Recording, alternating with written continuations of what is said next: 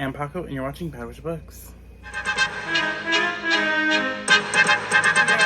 Today we're going to be going over my July wrap-up. It is already August. It is like August 4th, as the day I'm recording this. And I cannot believe that it is already August. Like, where the fuck did the time go? July was an okay reading month for me. I did kind of get slumpy a little bit in the middle of July. Even though I did do a 24-hour readathon in the beginning of it, and then I knocked out a lot at the end, but in the middle of it, it just got real slumpy for me. So in July, I read a total of 9 books. 5 of them were audio, and the rest were physical. And I did 5 audio, and then 2 were digital, and then the rest were physical. So 2 physical, 2 digital, and 5 audio. I read about 1,096 pages, and I listened to 90 hours and 18 minutes in total. So I have the books here. I do have some that I don't have, so I will go over those first, and then we'll go over the books I own. But yeah, so the first book I read this month was Garden of the Curse. I listened to this audibly. This is by Katie Rose Poole. This is it's not her like second book, but it's her second series. Because I read her first book, her debut novel, As the Shadows Rise, and I enjoyed it. And this book was for my book club that I go to in person here in Sacramento. Here in my hometown. Let's not dox myself, even though if you know, you know. But we went to the meeting, so I didn't choose this book. But this book is basically about a girl who, after her mom's been missing for like a year, she used to be a part of the society, like the elite society. She goes back into hiding, basically, like lives in the slums, and she is a curse breaker.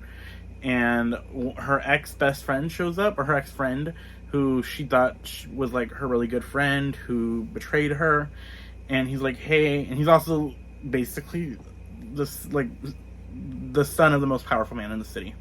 And he's like, hey, I need your help. I've been cursed. And so she has to try to help him because it's a lot of money. But also she wants to figure out what happened to her mom because being with him and helping him out can allow her to get access to secrets and stuff like that. So it was an enjoyable book, very noir feeling. The magic system was pretty cool because they had like magic cards, and like when discussing with my meeting, the people in the meeting were like, I don't understand how like the cards would go, and I'm like, I'm sorry, I watch Yu-Gi-Oh, so I understand the like like cards and stuff like that. So I enjoyed it. I did give it like a 3. It was a 2, like 3, a really low 3. Thinking more about the plot, like it was fun, but just thinking about the plot, it might have been a 3, like could sneeze into a 2.95. Like it was still a fun read, but it wasn't like the best read I've ever read. But yeah, that was that one. The next book I do not have that I read was X-Men Volume 1 by Gary Duggan. So this is the start of Gary Duggan's X-Men run. This takes place 2 years ago. This started 2 years ago, and this was after the first Hellfire Gala.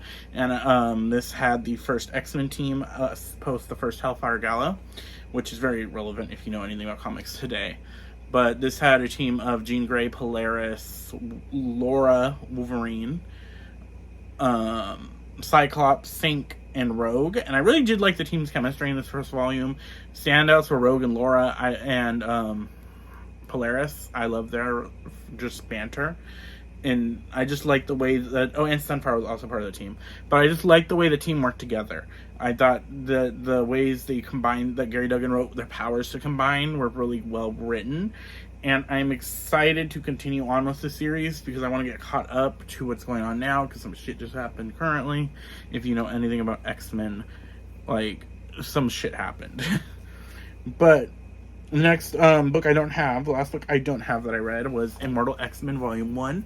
Now this is basically like the politics of X-Men, because like if you don't know, the mutants live on this mutant nation island of Krakoa, and Immortal X-Men follows the leaders of this nation, the Quiet Council, and each issue of this first volume follows a different perspective of a member of the council. I really enjoyed the Destiny issue, and of course the Emma Frost, because like we stand Emma Frost in this house. But I also really like the Sinister one was pretty interesting, and the my mind went blank. Sebastian Shaw one was also interesting at the end. But I am also like intrigued on continuing the series because this author is really good. Kieran Gillen wrote this one, and like his writing is immaculate. So 4 stars. X-Men was 3. This one, Immortal X-Men, is 4. Next we have my physical books, so I can look at those now, and it's easier to talk about. So the first book I have here, these are in no order particularly, is my 5-star of the month. I did have 1 5-star this month. No, 2 technically. 1 was a reread though. And that is Thistlefoot by Gina Rose Nethercroft. So this is a magical realism book, and it follows 2 twins, the twins Yaga. Their names were Isaac? Bellatine and Isaac Yaga. They are very distant lives. They have not talked to each other in a long time. Isaac is like a con man, and he kind of has the ability to change. It's not really like shape-shifting per se, but like he just is like so good at changing into things. And like he calls himself the Chameleon King, and like he can copy people's tics. And then Bellatine is a carpenter, and she has a secret, but I don't want to get into her gift because that one's more like discussed about more in the book. But they are contacted one day there by a lawyer, and that's like, hey, your relative has a not passed away, but it's the you've inherited something. And so they go to this bunker and they find this house with chicken legs that walks about. And if you know anything about Baba Yaga, it is very associated with that. It's like Eastern European and also Jewish folklore combined with this. This talks a lot about the power of story, the power of remembering, and there's a lot of stuff as generational trauma. This book was beautiful. I highly recommend listening to the audiobook because I just felt like this story was meant to be listened to. And it was really great. I loved the house's perspective because yes, the house has perspective in the book, and the house was fun. But this book is just amazing. I loved it. I knew I was gonna like it when I heard about it, but I was nervous about going into it. But I loved it. Like might be my magical realism book of the month, book of the year. But then again, Elizabeth Acevedo has the magical realism book that came out this month. So, but this is up there. I really love this one. This one was good. If you don't like magical realism, don't read it, because I don't want to hear any bad things. If you know who I'm talking about, you know who I'm talking about. I'm looking at you. Next book I have here was Jade Legacy. So I finished the Greenbone Saga by Fonda Lee. If you don't know what the Greenbone Saga, Greenbone Saga is about, it is about a island where there is this thing called Jade that allows people who are trained to get powers. They get like enhanced strength, they could like heal, they just have like gain abilities and stuff, and they are, my camera moved, I am sorry for people watching that, but they get these abilities, and the people in power are the clans who run and are like in charge of it. So basically like gangsters.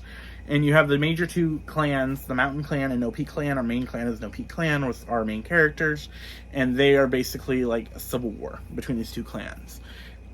This is the 3rd book. And this book basically like takes the place over 30 years, I think.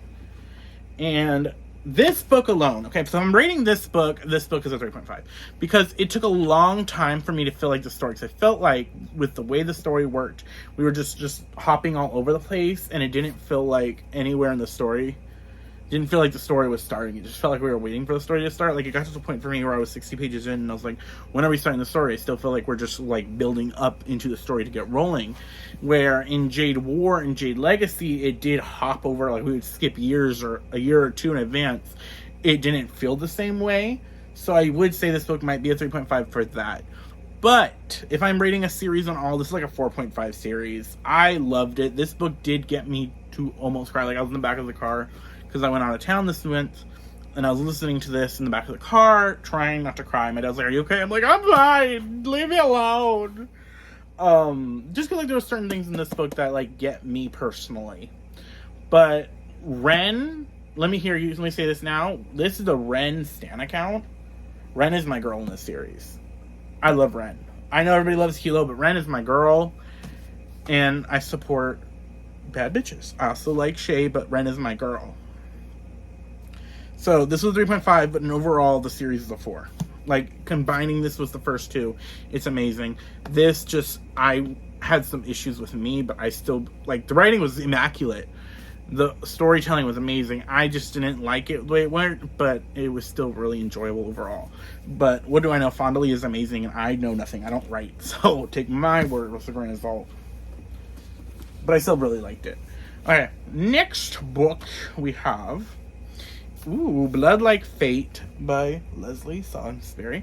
This is the sequel to Blood Like Magic, so I won't go too much into the plot of this one because this basically is going to spoil the plot of the first one. But the plot of the first one is that our main girl, Voya, is a witch, and the way that their magic works is they are given a task by an ancestor on their special day. I don't know, it's not called a birthday. I forget what it's like, their calling day or something like that.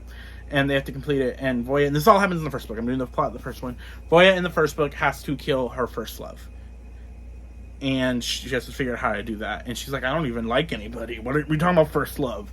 And so that happens. And then this is the second book, and it follows what happens in the first one. Let me say this. Voya is better than me. Because she forgave better than me. Because there's some shit that happened in this book that I'm like, oh, we're not taking bitches out. We're not gutting people for what they be doing. Okay, we're forgiving hoes. Not me. But good for her. I enjoyed this. This was a 4-star. I enjoyed the audio. The world is really cool, because this is also, like, not only is it a fantasy, it also takes place in the future, which is, like, reserved for sci-fi. And it's got some, like, sci-fi elements, but I like the way that it works into this, because it's not, like, a contemporary magical story, like, urban fantasy. It is, like, a sci-fi in a way. It's, like, not, like, too far in the future, but far in the future. And the magic is really cool. I like to talk of, like, family and community in this book. Voya is a really fun character, and her family, when they're not getting on my nerves, are really good. And I love family drama, so, like, that fits for me. But I enjoyed this. But like I said, Voya is better than me, because I would have said something, like, she was too kind. Like, even some people were saying some shit that she let go too easily for me. I would have popped. I would have been... My mouth. I can't control it. You can already tell. But, and if you know me, you know. But like I said, yeah, Voya's better than me, because I would have been calling hoes out. I mean, like, who the fuck do you think you're talking to? Sorry. I am going crazy. It is late, so I'm tired. But like I said, why am I looking at this when my stack is right here? I'm tired. This is what happens when I film late. Next book I have is Blood Debts by Terry J. Benson Walker. So this book is about two twins, Celeste. So a bunch of years ago, when their mother was young, their grandmother was like the magical queen of the Gen community. So the Gen is it is a fantasy, like a enhanced, different version of voodoo, because it was inspired by voodoo, according to the author, like the magic practices and stuff like that. But it's not voodoo, because voodoo is a closed practice, respect closed practices and stuff like that.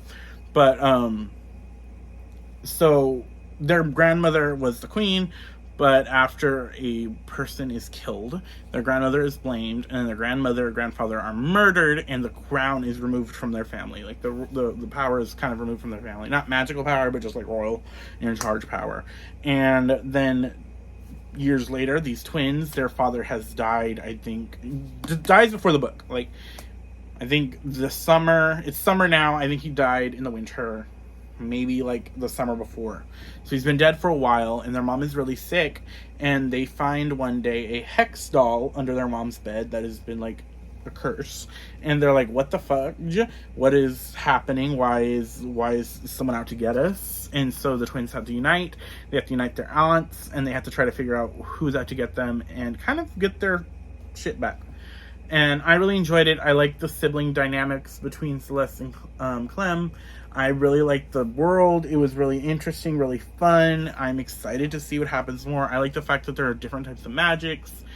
And I am just really intrigued to see what happens next. Like, this just is really fun. And this cover also, like, give it up for the cover. I think they said they were getting a new cover. And I'm like, why? This is a beautiful cover. Beautiful. Okay. Next, we will go... So, my book club, for the book club that I run for Enchanted Forest Book Club, which if you go down to the link below, my Discord is there. We do BIPOC fantasies, and we do usually adult, YA, middle grade, and comics once a month, and then we have the discussions in my Discord once a month. But July's pick was Dragon Pearl by Yoon Han Lee.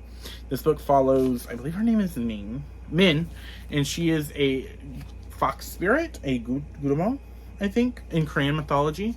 And one day she is at the farm with her very Tatooine-y. She's at the farm with her mother and aunts and cousins, and a guy shows up and is like, hey, her brother has gone traitor to the Space Academy and fled looking for this ancient relic. And she's like, he wouldn't do that, and decides to go after him. And she goes into the Space Academy looking for her brother. She goes undercover, secret agent style. And I really enjoyed it. I liked it was a 3-star. It was very middle grade. I thought it was fun. I thought the talk on like gender was pretty interesting because she's a shapeshifter and she like pulls on Mulan at one point. But I thought this was pretty interesting. I like the sci-fi. I did say it did feel very Star Wars. It looks like starting on a desert planet, very Tatooine. But I really enjoyed this. I am probably going to continue with the series. And this is a Writer Presents book, so like I automatically have a heart for it. So I enjoyed this middle grade. Really fun, really cool. Check out if you're like in a sci-fi mood. It's a good check out because it's got fantasy elements in it. The last book I read this month was a reread. If you do not know, I am also doing a Sarah J. Maas readathon because some people sign me up for things and I just agreed to it. But even though I got signed up for it, which is my fault too, I'm enjoying doing this. I'm enjoying having the talks. So every other month we are reading a Sarah J. Maas book. In my Discord, we have the discussions the month after. So this month, technically, we are doing the talk for Queen of Shadows. And this is the 5th. Throne of Glass, Crown of Midnight, Heir of Fire, Queen of Shadows. 4th, 5th. If you count the prequel, it's the 5th. If you don't, it's the 4th. But this is the, like I said, book of the Throne of Glass series, Queen of Shadows. And shit pops off in this book. I call this book Celaena Gets Back. Celaena's back. She's kicking ass and taking names, and shit goes down in this book. This, to me, is my favorite of the books. Kingdom of Air, Fire is right there. Empire Storms might be right there too, but I'm excited to reread Empire Storms. But this, my first read through, was my favorite. Like, Kingdom of Ash is almost there. But this was my favorite. I'm very Manon-centered. This is a Manon-centered book as well. Like, I love Manon's plot in this. I really enjoyed this. Like, say what you say about Sarah, I don't love her writing right now. I did not love House of Sky and Breath. A Court of Silver Flames was a hit or miss. Like, I liked some parts of it. I did think it was way too long. So I have not been the current loving Sarah J. Maas's writing, but this series is it for me. Like, this is my favorite. I love Queen of Shadows. Might be one of my favorite books. Like, it was so good. I'm mad I didn't annotate it, but I was really trying to finish it before this month because I had to read another book at the start of this month that I had to finish the audiobook for quickly. So I was trying to knock this out really quickly. But like I said, I love this, but also this is very me. So it's not the best writing, but it's good. I enjoyed it. I read this series like crack. Legit, these audiobooks are like 20 hours plus, and I'm just like let me listen to it. But when I have a book that's like similar length or even shorter, it takes me longer to listen to. I don't know what's wrong with me. Multiple things. But 5 stars. That is what I read in July. What did you guys read in July? I'm pretty sure I said July this entire video. I don't think I said June, which if I did, I don't know if I said the same feeling this that late after midnight, the day it has to be posted, because I am not a pro I like to pull stuff off light, so I can't think of the word. But comment down below, what did you guys read in July? Like the video if you please. If you want to see more of me, link down below is all my links for all my apps that I'm on. Twitter, Instagram, or X, Instagram, TikTok.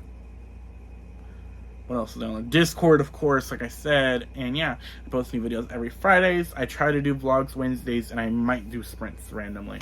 But I will see y'all later.